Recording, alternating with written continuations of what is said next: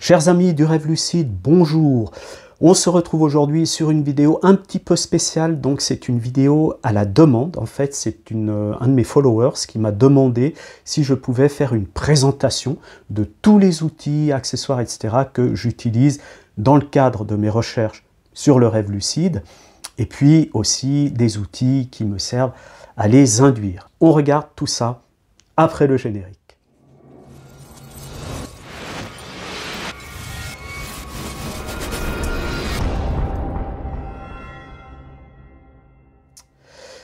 Voilà, alors je vais vous présenter ces outils. Il y en a qui ne servent qu'à faire du monitoring, c'est-à-dire qui vont m'envoyer des informations par rapport à ce qui s'est passé dans mes nuits, et puis d'autres qui sont des outils actifs, donc pour me permettre d'incuber des RL. Alors il y en a que j'utilise encore, d'autres que j'utilise plus depuis très longtemps. On y va, et je commence par ça. Alors ça, qu'est-ce que c'est? C'est un dictaphone. Je m'en sers pour enregistrer mes rêves pendant la nuit. Il est dans un petit panier à côté de mon lit. Je n'ai même pas besoin d'ouvrir les yeux. Il suffit juste que je tende la main, que j'appuie sur ce petit bouton.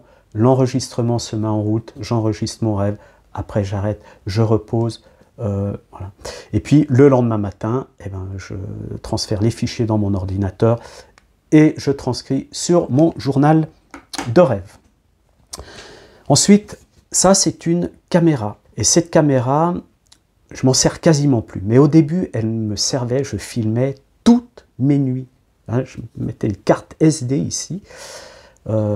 Et j'arrivais donc à filmer l'entièreté de mes nuits. Donc je savais exactement à quel moment je bougeais, qu'est-ce que je faisais, si je ronflais, comment je respirais, etc. Si j'étais agité. Enfin vraiment, ça m'a donné beaucoup d'informations. Et j'ai même réussi à capter, mais j'ose pas les montrer, hein, mais j'ai même réussi à capter une sortie de PS. Pourtant j'ai l'habitude de faire des PS, mais là je hurlais, j'étais terrorisé, etc. J'ai montré ça à des anciennes personnes que je connaissais sur le forum Attrape-Songe. Franchement ça fait peur, je crois que je vais jamais vous la montrer celle-là, mais bon, c'est très bien pour filmer ces nuits.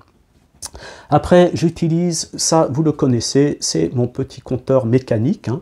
De temps en temps quand je veux faire de l'endormissement conscient, donc je le prends dans mon lit, je fais ma descente hypnagogique consciente, et puis je compte mentalement dans ma tête, et puis tous les 30 coups, je fais un acte conscient avec le pouce. Et puis je le garde, bien sûr, toute la nuit, et à chaque fois que j'ai un micro-réveil dans la nuit, j'appuie comme ça, je sais exactement combien j'ai de micro-réveils. Mais j'ai upgradé, et maintenant je travaille avec la même chose, mais un peu plus perfectionné. Donc ça, c'est un chrono, en fait, c'est un chrono professionnel qui est utilisé en sport, puis dans les industries aussi. Alors ce chrono, je l'ai bricolé, hein, j'ai mis un anneau, etc., pour qu'il tienne bien. Donc qu'est-ce que je fais? Je l'enfile, voilà, comme ça, vous voyez. Donc l'anneau, il est autour de mon doigt, il ne peut pas bouger, puis ça c'est serré autour de ma main, je ne peux pas perdre ce chrono pendant la nuit. Le soir, en m'endormant, enfin juste avant de m'endormir, j'enclenche le chrono. D'accord? Et puis, je compte mentalement jusqu'à 30, comme avec le petit compteur mécanique. Puis à chaque fois, je fais un temps intermédiaire. D'accord? Je compte comme ça, temps intermédiaire, temps intermédiaire. Puis parfois, je décroche parce que je commence à m'endormir. Et puis, ce chrono me donne exactement à la seconde près mes moments de décrochage. Donc, je peux mesurer à la seconde près ma descente hypnagogique jusqu'à l'endormissement. Et l'endormissement, c'est quand il n'y a plus de clips. Et puis, quand je me réveille pendant la nuit, je recommence, je clique, ça me fait un temps intermédiaire, je compte jusqu'à 30, je reclique, etc. Et puis vous imaginez le matin, puisque je peux aller jusqu'à 500 temps intermédiaires, j'ai un passage en revue de 8 heures de ma nuit. J'ai même pas besoin d'aller dans le centre polysomnographique de Lausanne pour savoir exactement combien j'ai eu de micro-réveil, combien ça a duré, combien j'ai eu d'actes conscients, combien de temps je suis resté conscient, etc. etc. Donc, c'est vraiment un de mes outils préférés. Alors, je l'utilise pas toujours, mais quand je sens que j'ai un petit coup de mou, une petite baisse, que ça devient un petit peu plus difficile de faire du RL, je l'utilise.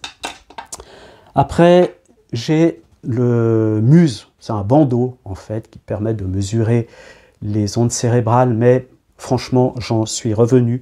J'avais aussi le Dream, pour la nuit, franchement, c'est zéro. Et de toute façon, ça apporte rien parce que, bah oui, bien sûr, ça détecte les alpha, bêta, theta et delta. Mais tout est mélangé et puis on ne peut pas interpréter. Enfin, franchement, moi, ça ne m'apporte rien. Et en plus, ça se détache. Ça ne reste pas bien sur la tête. C'est très bien pour faire de la méditation pendant la journée. Ça, oui, je vous recommande. Bien que les capteurs, au bout de 3-4 mois, c'est limite. Hein, donc, mais il y a une garantie, hein, on peut les changer. Mais pour la méditation, c'est vraiment super. Ouais, je vous conseille. Ensuite, j'ai un donc cardio-fréquence-mètre. Alors, marque Polar pour le détecteur, Garmin pour la montre, hein, pour le tracker. Alors, avec cet appareil, qu'est-ce que je fais? Je mesure ma fréquence cardiaque tout au long de la nuit. Alors, je ne le fais pas systématiquement, hein. Vous pensez bien que je ne vais pas dormir avec ça toutes les nuits, mais de temps en temps, quand je dois travailler sur quelque chose de très spécifique, je le mets. Et puis, ça me donne sur l'ensemble de la nuit mes variations de fréquence cardiaque, etc. Et je peux vous dire que c'est super précieux parce que ça m'a permis de découvrir que je fais du rêve lucide quand je passe en deçà de 57 battements par minute. Au-dessus, c'est impossible, je n'en fais pas. C'est que seulement quand je passe en deçà. Ne me demandez pas pourquoi, je n'en sais rien. C'est comme ça. Voilà. Et puis ma fréquence pendant le rêve lucide, elle est très régulière. Alors que pendant un rêve normal, ça bouge, hein, comme si je courais, enfin, etc. Donc c'est un peu un mystère. Et puis couplé à ça, j'utilise le corps. Alors ça, c'est un matériel qui est utilisé par les cyclistes professionnels, qui a été fait par une start-up zurichoise, hein, donc en Suisse. C'est un matériel qui permet de mesurer la température du corps au dixième de degré près. Alors c'est pas comme ces thermomètres, vous savez, au mercure, ou ceux qu'on trouve dans le commerce, les entrées de gamme, là, etc. Il y a un algorithme là-dedans qui mesure pas la température, mais qui mesure les échanges thermiques entre l'intérieur et l'extérieur du corps. Donc on le met là, plutôt ici, hein, sous l'aisselle. Et puis c'est des échanges thermiques qui font que il sait exactement au dixième de degré près comment, voilà, quelle température je suis. Et j'associe les deux, hein, je le mets sur la ceinture, et puis ça me fait... Après, j'ai des corrélations, parce que je vois bien que les deux courbes, en fait, fréquence cardiaque et température, sont corrélées. Et encore une fois, bah là, je peux vous dire que bah, le rêve lucide, grâce à ça, j'ai su que je fais du rêve lucide seulement quand je passe en deçà de 36 degrés 8. Donc mes rêves lucides se produisent plutôt quand je suis aux alentours de 36,5, 36,6 en hiver.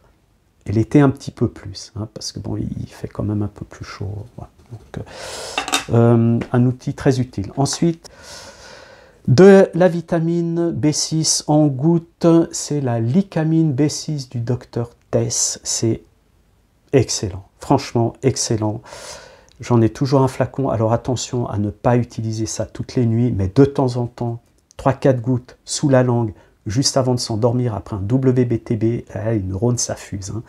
Une cuillère d'huile d'olive, de la vitamine B6, B12, un peu de calcium et de magnésium. Vous prenez ça pendant votre WBTB, le temps d'assimiler 20 minutes, etc. Vous vous recouchez. Franchement, ça accentue un petit peu les rêves.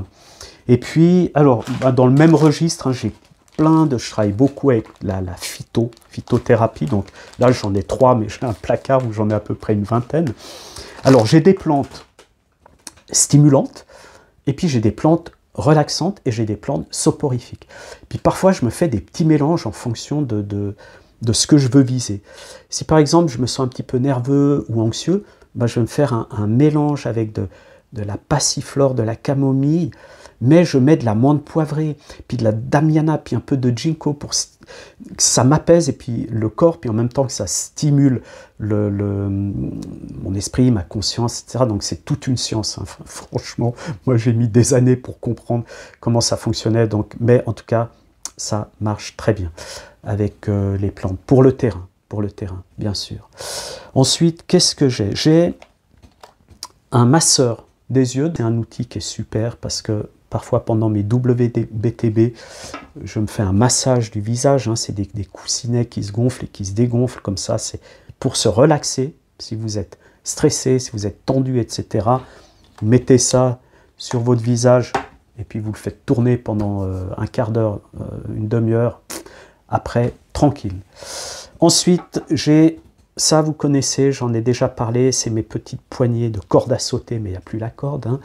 Je m'en sers quand je fais mes descentes hypnagogiques conscientes, après les WBTB, pour par exemple, quand je décide de mobiliser ma conscience, je me dis que ça, c'est un joystick qui va me permettre de la tourner à droite, à gauche, hein, mais c'est des micro-mouvements, hein, c'est pas des trucs comme ça, vraiment des tout petits mouvements. Parfois, j'en prends 2, tac, tac, tac, tac. Ça aide, puis je m'endors avec. Hein, bon. Et puis après, des fois, je me retrouve avec, dans le lucide avec ça, hein, je vous assure. Et puis, alors, qu'est-ce que j'ai encore? Ben, ça, bien sûr. Et ça, je le regarde, je le visionne au moins 5 fois par an. Hein, depuis qu'il est sorti, quoi. C'est un film, je le connais par cœur, je connais toutes les répliques, je connais tout, mais ça m'aide, ça m'aide à rester dans cette ambiance un peu spéciale du rêve lucide. Et je les visionne quand je sens aussi que j'ai un petit coup de mou, par exemple. Je dis, ah tiens, ça fait 7-8 jours là que c'est un peu difficile, ou que je fais plus de rêve lucide. Je me remets un petit coup d'Inception, puis là, ça repart plein pot. On arrive au bout maintenant avec le bouquet final. Je vous présente Maya. Alors Maya, c'est ma mascotte de rêve lucide. Et j'ai 5 filles, hein, donc dans la réalité physique. Et Maya, je considère que c'est ma 6e fille et je les adore. Toutes mes filles, je les adore. Alors Maya, elle me suit depuis... C'est une grande poupée qui fait 1 mètre. Je l'ai trouvée chez King Jouet à l'époque, il y a pas mal d'années. Et je l'utilise en fait pendant mes formations en présentiel. J'ai fait des salons aussi avec elle, hein, salons de médecine naturelle et autres. Et puis franchement, c'est ma mascotte RL. Alors pourquoi est-ce que c'est ma mascotte? Parce que, eh bien, de nombreuses fois, elle est venue dans mes rêves lucides. Alors là, vous la voyez, elle ne bouge pas, elle est inerte, c'est une poupée. Mais dans les rêves lucides, je vous garantis que c'est une personne et elle bouge. Et puis parfois, le soir, mais je ne vais pas vous dresser tout le tableau, hein, on peut en revenir une autre fois, je lui dis, Maya, je vais mettre son petit, Maya, cette nuit, bah, tu vas venir dans mon rêve, puis tu vas me secouer, puis tu vas me faire devenir lucide, etc. Et puis depuis que je l'ai, j'ai à peu près une 60aine de rêves lucides avec elle. Et c'est pour ça, sur les 1000, alors vous me direz, c'est pas grand-chose en pourcentage, mais quand même. Et c'est pour ça que c'est ma mascotte. Et on s'est fait des super virées ensemble. Et elle me conseille parfois, etc. Vous allez me dire, je suis un petit peu fou, mais franchement, essayez, ça fonctionne. J'avais aussi des petites figurines, mangas, j'avais aussi des petites peluches que mes filles m'avaient laissées, etc. Alors, ils se mettent à vivre aussi dans le rêve, mais c'est pas pareil. Maya, c'est vraiment ma compagne de lucidité. Et parfois, ben, voilà, elle vient avec moi, puis on se fait des super trucs. Je pourrais développer aussi, hein, comment intégrer une poupée dans un rêve lucide, mais je ne l'appelle pas poupée, hein, c'est Maya, c'est ma 6e fille. Voilà. On est au bout, alors j'espère que cette vidéo vous a intéressé. Si vous voulez en savoir plus sur tel ou tel objet, je peux développer. Mais non, mais j'ai oublié quelque chose. Alors, me voilà, donc bon, j'ai fait une coupure. Hein. Alors, j'utilise aussi, mais ça c'est vraiment un objet qui m'a été très très précieux. C'est un oxymètre, en fait, de doigts. Donc, c'est un objet, hein, quasiment semi-professionnel, que je mets comme ça, comme une bague, autour du pouce, et puis qui va détecter mon taux d'oxygène pendant la nuit. Donc si par exemple je fais une apnée du sommeil, la bague va se mettre à vibrer. Et puis, attention, ce qui est bien aussi, c'est que ça mesure la fréquence cardiaque. Et cet appareil-là, je peux le paramétrer en fait pour qu'il se mette à vibrer lorsque mon taux d'oxygène descend à temps ou lorsque ma fréquence cardiaque passe en dessous de temps. Et quand ce truc se met à vibrer, je le sens. Donc ça me réveille. J'ai un micro-réveil et je m'en suis servi. Justement, je m'en sers encore parfois parce que j'ai programmé à 57, hein, donc au niveau de la fréquence cardiaque. Et quand ça passe en dessous de 57, ça se met à vibrer. Alors ça me réveille, bien sûr, j'enlève la bague, et là je fais une descente hypnagogique consciente, parce que je sais que je suis dans cette fenêtre, qui me permet de RLer. Voilà, cette fois-ci c'est bon, il y a encore d'autres, mais de moindre importance. Peut-être que je vous en parlerai un autre jour. Merci de m'avoir écouté jusque-là. Et puis, je vous dis au revoir. Et puis, Maya, elle vous dit aussi au revoir et à la prochaine.